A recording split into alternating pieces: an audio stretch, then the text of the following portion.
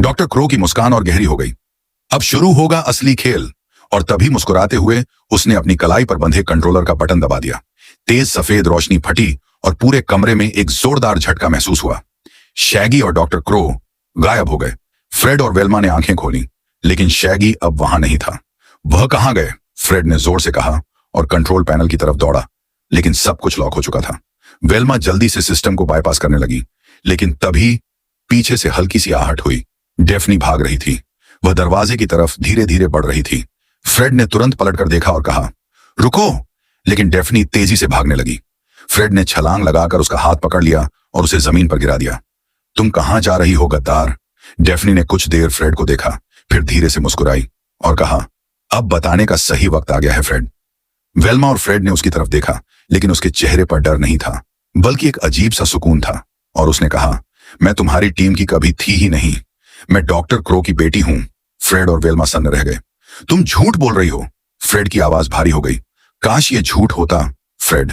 मेरे पिता दुनिया को बदलने जा रहे हैं और मैं हमेशा से उनके साथ थी।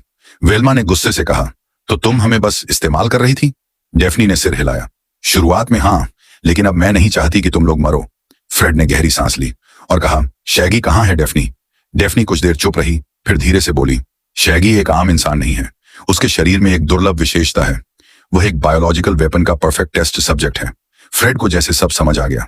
उसने वेल्मा से कहा, शैगी एक खुफिया छोटे देश से था और डॉक्टर क्रो जैसे कुछ लोग उस देश को राक्षसों का देश समझते हैं, और इसीलिए डॉक्टर क्रो उस पर टेस्ट कर रहा है ताकि एक घातक वायरस तैयार कर सके जो सिर्फ एक विशेष देश के लोगों को खत्म कर देगा।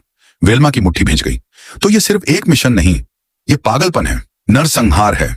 डेफनी ने सिर झुका लिया। मन ही मन वह फ्रेड से प्यार करती थी, इसीलिए उसका मन बदल गया और वह धीरे से बोली, मैं जानती हूं और मैं चाहती हूं कि तुम उसे रोको। फ्रेड। वेल्मा ने फ्रेड की तरफ देखा और कहा, हमें शैगी को ढूंढना होगा और क्रो को रोक के सब खत्म करना होगा।